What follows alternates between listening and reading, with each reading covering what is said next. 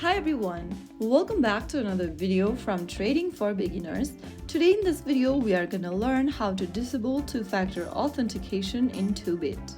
If you are frustrated with two-factor authentication code or considering turning off that extra security layer, then here is how you do it. Launch open your Toobit application on your smartphone or your tablets and log into your account. Once you're logged into the home page, go to the upper left corner and tap on your profile icon.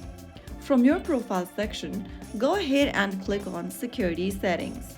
Under Security Settings, you will see the 2FA option. To disable two-factor authentication, simply go ahead and tap on the Enabled option right next to the two-factor authentication you want to disable. And now, click on Unbind at the top right corner.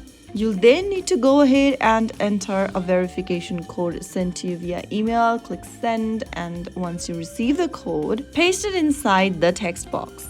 Go to your email inbox and you'll receive a verification code from Toobit. Copy that code, get back to Toobit, and paste it in. Once you do that, click OK. And then, in order to unbind your two-factor authentication, you need to go ahead and upload your image document. For example, a photo of holding ID card. Go ahead and upload that picture and click on Submit Application at the bottom. Once you are done verifying your identity or uploading your document, you'll be able to disable two-factor authentication. Just select the two-factor authentication method you want to unlink and go through the on-screen instructions, and that will help you disable two-factor authentication on Toobit. So that's how it's super easily done. You can do it in just a few simple steps, but if you want to keep your account secure, then try switching to Authenticator app or enabling biometric login before completely disabling two-factor authentication. Two-factor authentication adds as an extra layer of security to your account, so if you want to protect your account, you must have it enabled.